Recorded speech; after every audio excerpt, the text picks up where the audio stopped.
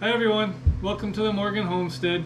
I'm Kevin. And I'm Sandy. And if you're new to our channel, thanks for joining. And a real quick recap on what we're about.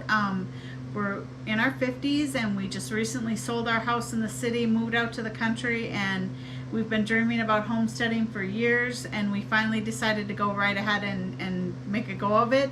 So last year, Kevin moved up here before me and started a garden and built a greenhouse. I started hydroponic gardening for the first time. In our last video, we talked about garden planning. This video, we're going to get started on some of that. I'm going to show you how to get started on hydroponic gardening. We're going to talk a little bit about our chickens, give you an update on that. And then also I have a little quick tip on how to clean an aluminum pan if you've wrecked one. So with that, we're going to start by talking a little bit about our chicken egg production. I mean, in the beginning of January, or mid-January last time we talked about it, I was really excited because our egg production in January was fantastic. We ended up getting 84 eggs for the month, and around the 14th of the month we had already collected 42 eggs. I mean, that's pretty good for winter months from what I hear anyway. So yeah, and now it is February 14th. Happy Valentine's Day, everyone. Happy Valentine's Day. Happy Valentine's Day. And we have only collected 7 eggs, and we've gotten 0 eggs this past week. Yeah, I mean, the weather's been so cold. We've been negative 30, negative 35. Yesterday was negative 36 in the morning, and that's Fahrenheit. And yeah, it's just been so cold, and I think that's a big reason why we haven't gotten many eggs. I mean, one thing we've done, we've tried to add some heat to the coop. I've added these warming panels, or 140 watt panels. I'll put a link down in the description for them if you wanted to check them out. They work pretty good. We have 2 of those, and then I also added a heat lamp, and they're still not producing any eggs. We're still getting some frostbite on the chickens, so we're not really sure what's going on there. Next year I do plan on probably adding some insulation to the coop. I know there's a lot of people, there's different mixed feelings about as far as whether you should do that or not. This was our first year with chickens, and we don't like the fact that they are getting the frostbite. Yeah, it's very upsetting. So we go online, we do research, and you get so many mixed feedback on that. You know, some people say, no, don't do anything, don't add any heat.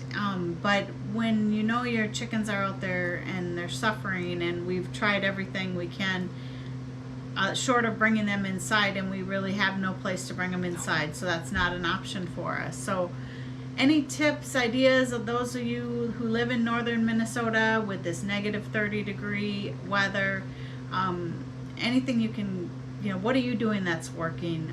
It would be great if you could comment below and let us know. But we're doing everything we can for them, and we'll give you an update when it's warm enough to get out there and actually do some filming. So that's it on the chickens. So next, we decided with this freezing cold weather, what better thing to do than to think spring. And we talked about garden planting last time. We're going ahead and we're starting our seeds. We're going to show you how simple it is to just start seeds. It's a great thing to do if you've got young kids, or anybody can do it. Get yourself a couple pans, or even just one, and start some seeds. Put them by the window. You don't even need the fancy lights or anything. Just put them out in front of a window. Get them growing. We recommend starting with, what are you starting with, Kev? I'm going to do onions. So onions take a long time to develop. Last year we didn't get them in early enough, so we didn't get any onions. So this year we're getting a early start on them. So that's what I'm doing. Yeah, and I decided to go ahead with a salad mix because if you're buying salad right now in the grocery store, you know it costs about $5 for a small little bag of mixed greens, and that's ridiculous. You can grow your salad yourself, your lettuce indoors, and you can grow it all year. I'll show you how to start in the dirt, and we can transfer it into hydroponics. We'll get it moved into some containers and we'll grow it hydroponically. You can have it growing in your windows. And it's nice thing about lettuce is you can just snip it off and it'll continue to grow. So you don't have to start new plants. You can just keep eating off the plants you're growing all year long. So it's a great way to get into gardening and get into hydroponic gardening. And I'll show you how quick and easy it is to do. I've posted some previous videos too on Crack Key hydroponic gardening. If you want to go down in the video list and watch those, I give more detailed, but we'll show you, kind of go over what you need. Kevin's going to talk a little bit about the nutrients and how to mix those up, and I'm going to talk a little bit about the other items that you need to get started. So well, I'm going to go ahead and start planting a few more onions, and you can finish up the lettuce. Sure. I did most of this tray, and I think Kevin did too, but it's just as simple as dropping them in. We started with this Miracle Grow seed starting potting mix, and you just fill up the trays. For the onions, they say to plant them 1/4 inch deep. In these really small seeds like this, I usually like to put 3 or 4 seeds per area, just to make sure that we get one or few of them to germinate. Yeah, and I'm doing the same because this is it's a salad mix. There's all different types of seeds in here for different lettuces. So I am just putting a few in each spot, and I'll see what grows, and I might have to thin them out and stuff afterwards. So yeah, same for the onions. I mean, if you get multiples that germinate, start growing, you'll want to thin them out as well. It's just to add a few extra seeds just to give yourself some insurance that you'll get some to grow in that area. Yeah, it's just something fun to do in the middle of winter when it's too cold to even go outside and film your chickens. Yeah, it's just been really cold this year.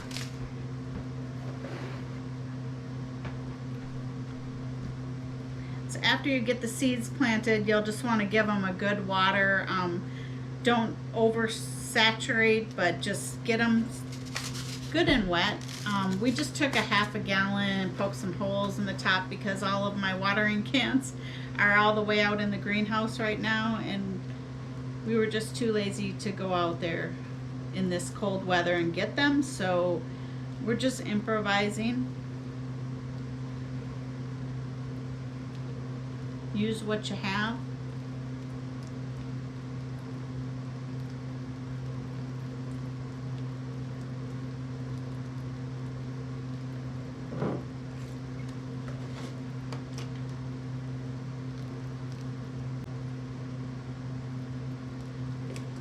So the groundhog saw, is it the groundhog? Yes, Groundhog Day. Saw its shadow, so that means there's 6 weeks left of winter. And I don't even remember, Groundhog Day is what, February something? Early February? Yeah, I don't know. I don't even know. But anyway, that's not very long. So this is just kind of to help get you through the final stretch of winter when it's this cold. We do fun things in the winter. We typically enjoy it, and we'll show you a little clip right now of a snowmobile trip that we went on before it got too cold to snowmobile.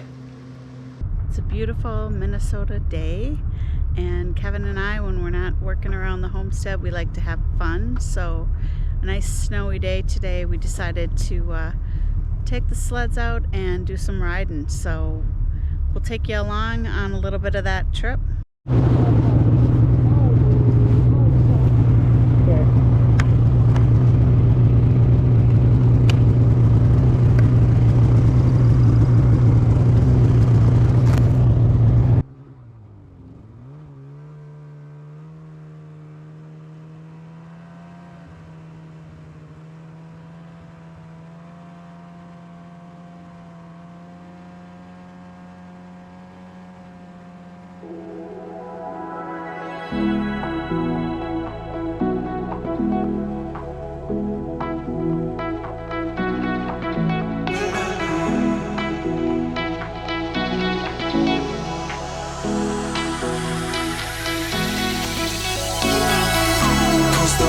hands and lights can't stop me.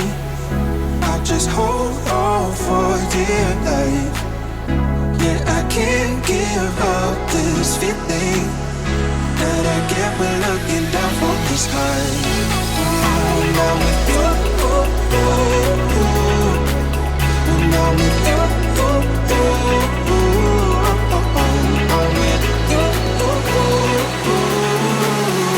that I get when looking down from the sky.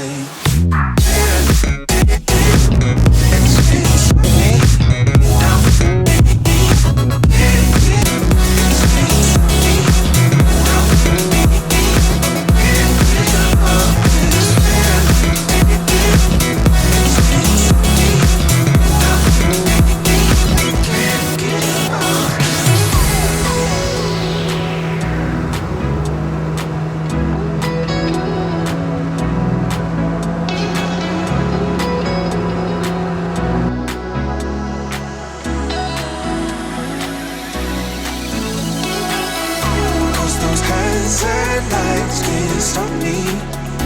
I'll just hold on for dear life. Yeah, I can't give up this feeling that I get when looking down from the sky. I'm with you. Can't give up this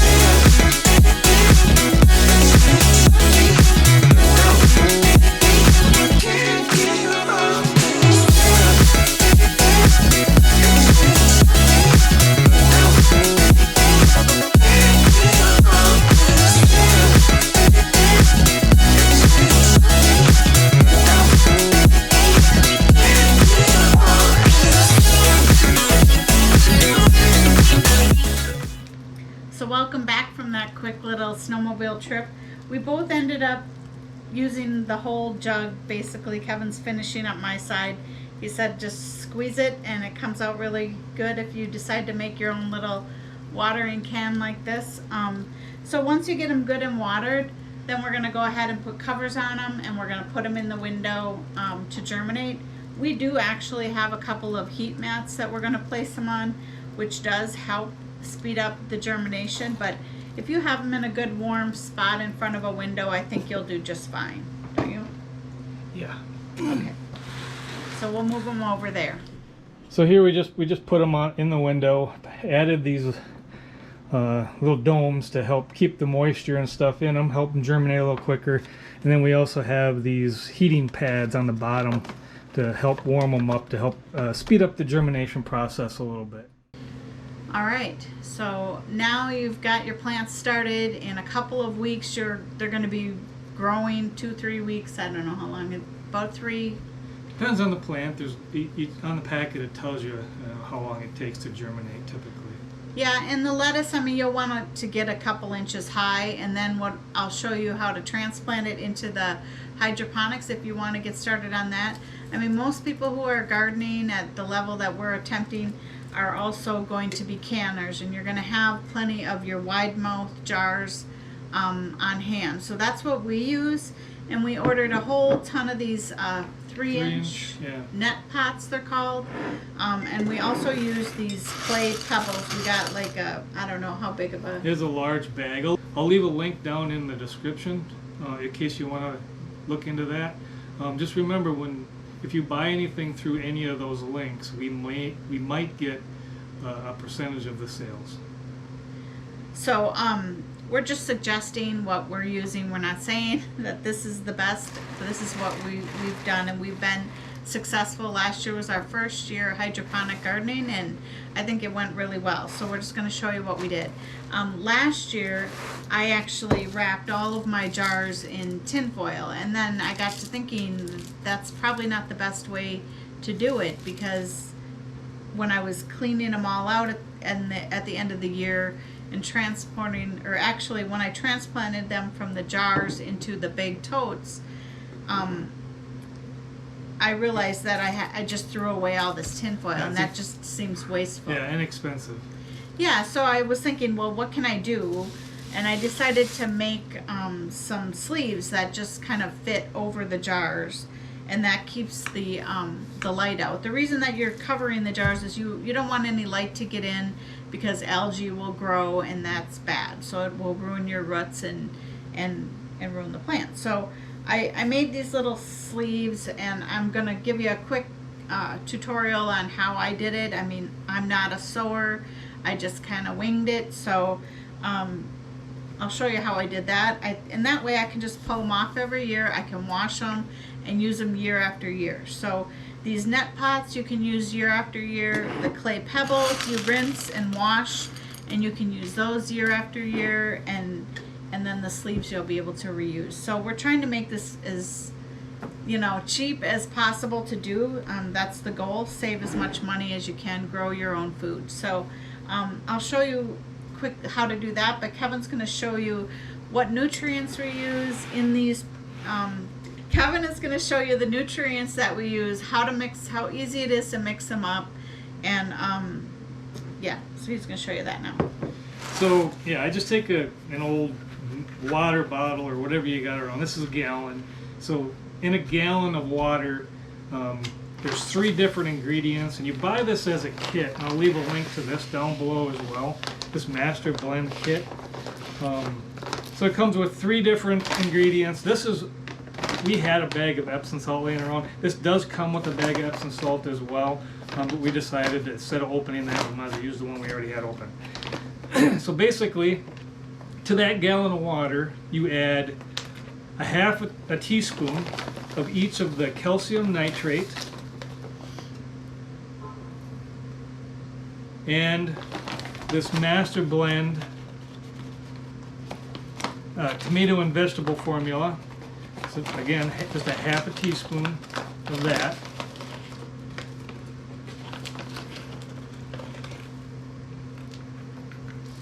And then a 1/4 teaspoon of the Epsom salt. Now you can look online and get this. It'll give it to you most likely in grams, and then you'll have to convert it however you need to. So what is a gram converted to? 1 gram. So they online it tells you 2 grams of the Masterblend tomato and vegetable formula, 2 grams of the calcium nitrate, and 1 gram of the Epsom salt. So 1 gram converts to a 1/4 teaspoon. Okay, and as far as the nutrients go, you're going to want to pay attention to the different stages of the growing. Yeah, I mean, so the other thing I forgot to mention too is before you put your nutrients in here, or even after, you want to test your pH level. You want it to be right around 6. I had done that prior to this, but and then test it again after, just to make sure you're still in there. There are some additives that you can use to increase or decrease that pH level. We have well water here, so we use well water. You don't really want to use tap water because of the chlorine that's in it if you have city water. But there are the 3 different stages of growth. This is for the growing stage. Then after that, there's a flowering stage and a fruiting stage. So you want to look those formulas up as far as what amount of nutrients of each type that you want to put in there for each of those growing stages.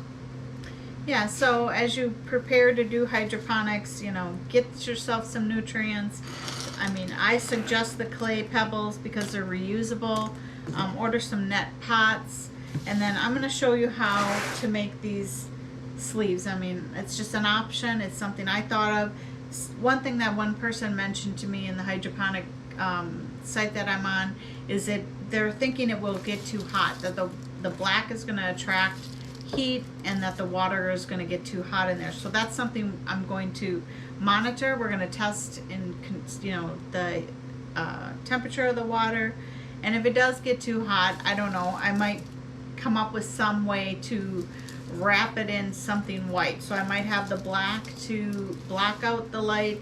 I might have a white cloth wrapped around, maybe with a simple Velcro or something like that, to keep it from getting too hot. But we don't know if that's an issue yet. It's just something I'm thinking about. So I'm going to clear this away, and I'll show you how to make these sleeves. Okay, so to make these covers for your quart jars, wide mouth jars. I just went and bought some material, some black kind of stretchy material, as cheap as I could find it. I bought out 3 yards of it. I'm probably not going to need all of this, but and then I just measured my jar real quick, how wide around it is and how much material I would need to go this way, and then I figured out I roughly needed like an 18 by 6 piece of material, and that fits around the jar, and basically all I need to do very simply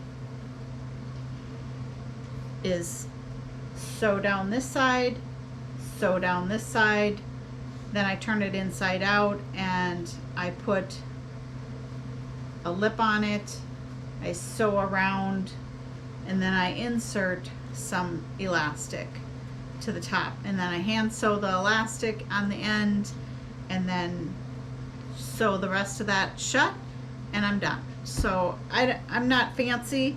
I hand cut this, just eyeballing a lot of it, and I mean I can just quickly show you how I sew it together, and then they don't need to be perfect, they just need to slip on the jar. So once it's done, it's going to look like this. You turn your jar upside down and basically just boop, slide it on, pop in your net cup, and you're ready to go. So once you have your pieces cut out, just simply fold them in half. I don't pin them or anything like that. I'm just trying to make this as fast and easy as possible. I just eyeball it and do a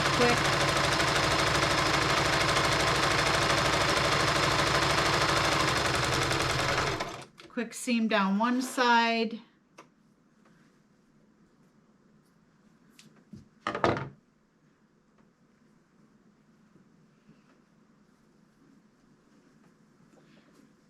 Then a quick seam down the other side.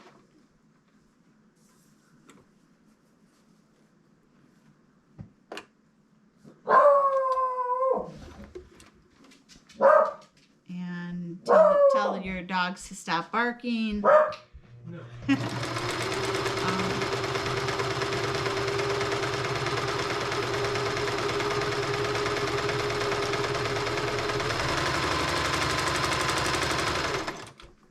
Again, I'm not trying to be perfect. I don't really care about that. So once I have that done, then I turn it inside out. And I just do that because it's easier. So I just want to make sure I've got it folded over enough to get the elastic in. And I'm using like a paper clip to show my starting point and ending point, so I make sure that I'm not fully sewing around the whole top. So once I get that marked, I'm just going to go ahead and start and sew around.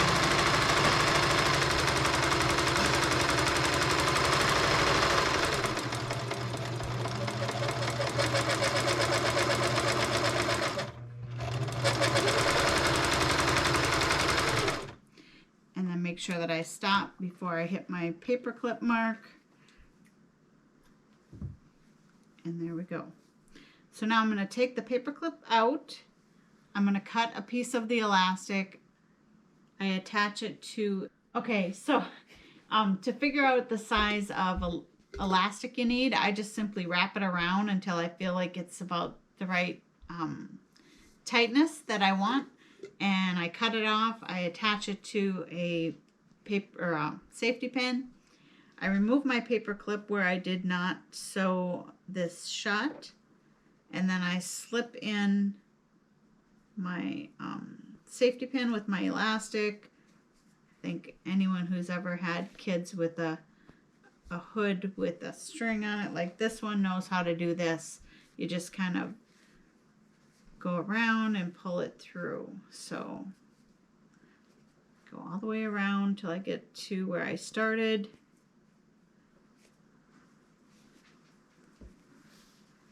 And then pull the safety pin through. So now I've got both ends. I'm going to remove the safety pin.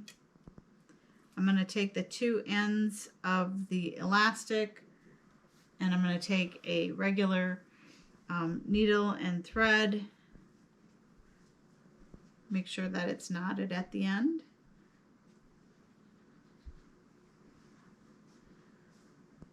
And then I'm just going to hand sew. And again, not fancy. Just going to put in some, a few stitches to sew this together. So just around and around, just enough to make sure it's going to hold. Remembering that we're going to use these for years. So I'll just go through and make sure that it's good and snug and then put a knot in it.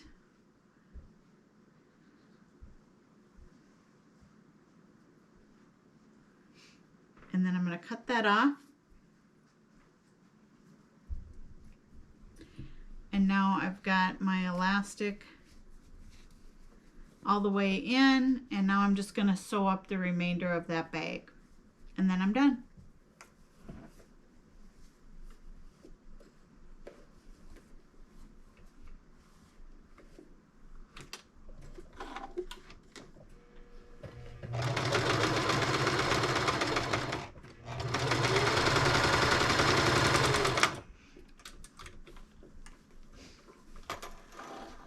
And that's it. So now I have a bag to slip on my hydroponic container or quart jar, whatever you want to call it. And that's it. Thanks. So I don't know about you, if you've ever accidentally or maybe on purpose not knowing any better, put an aluminum pan in the dishwasher and it came out looking like this instead of like this. And especially if it's not your pan, if it's your mother-in-law's, you're gonna quickly want to try to figure out how to fix that, or you'll have to buy a new one.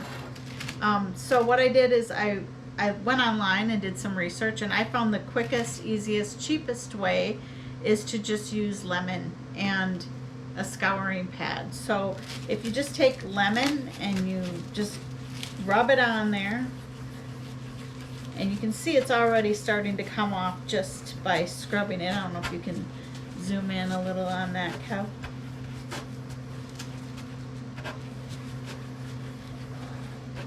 So just by taking the lemon, you're gonna see that it's coming off. So just scrub it with the lemon, leave it sit for a while with lemon, and then after it's been sitting for a little bit, you'll just take some hot water and a scouring pad and scrub, and just some good old-fashioned elbow grease, and before you know it, it's going to look like this.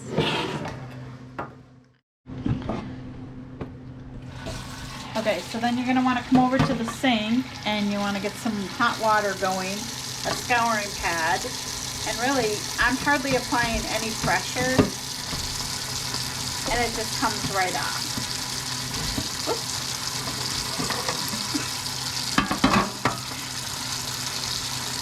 You see the difference there? How it just, night and day. It just comes right off. And it's starting to look shiny and new again.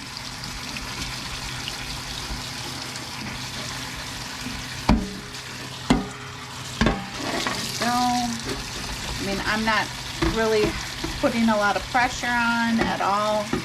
And it's just coming right off.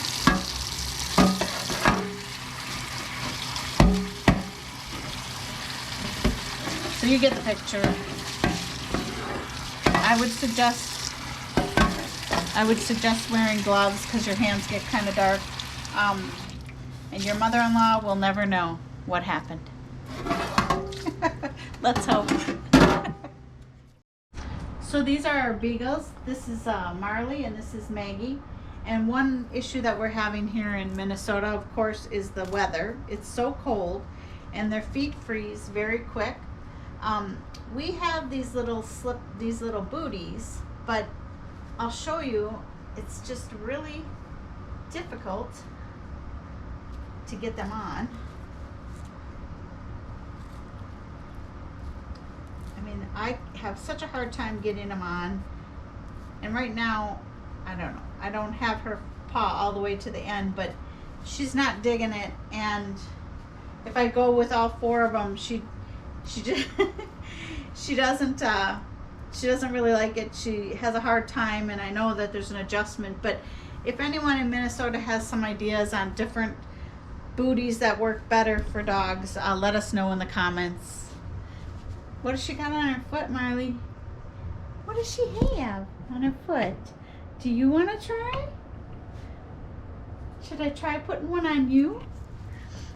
Let me see your little toesies. Marley's got really long toenails. They grow super, super fast. And her feet are bigger. So I don't even think I can get these booties on her feet. But I'll try. No? You don't want me to? I'll try. Oh, it's hard. Yeah, I don't know.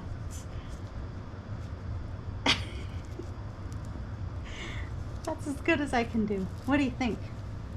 Now you both have booties. Maggie's over it. But anyway, if anyone has any suggestions, let us know in the comments. Gotta get your feet, keep your feet warm. Come on, let's go outside. Go outside. Come on. Come on, go outside. Go outside. Your feet are cold. Go outside. No more, Megs. Come on. Go outside, Maggie. Go on. Come here. Yes, go outside. Gotta get warm. Go outside. Go potty. Go on. Potty. Go potty. Go potty. Go on. Go potty. Go potty. She's like, I'm not moving. Whoops. She's high stepping. I didn't get that on there. Oh, she's shaking. Yep. Open the door. Tell her go. Hey, go potty. Go potty quick. Come on. Go potty. Are you dancing? Are you dancing, Megs? Come on.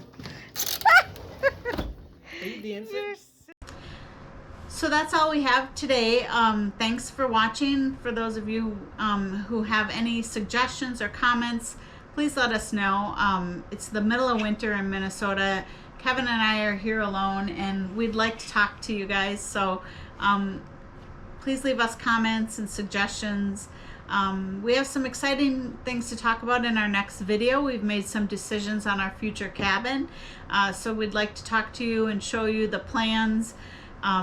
Maybe get some feedback if anyone has done that. We're going to be building a log cabin on the property. So please be sure to like, comment, and share our videos. And anything to add? Pretty busy this year. I'm getting excited about the things that we're going to be trying to accomplish. So it's going to be a good year. Yeah, the next animal we're going to take on, we believe, is going to be what? Rabbits? Rabbits are going to be the next thing. Yeah, rabbits and probably meat chickens. Yeah, meat chickens. So we have a lot to do, and we hope you'll follow along with us as we accomplish all this and either encourage us or learn from our mistakes or whatever. But please subscribe if you haven't already. And we appreciate all the subscriptions that we've gotten lately. There's no charge, obviously, to subscribe. But we are trying to get to 1,000 subscribers by the end of the year. That's our goal. So we'd appreciate if you share this with anyone who you think might be interested and follow along with us. Thanks for watching. Bye. Bye.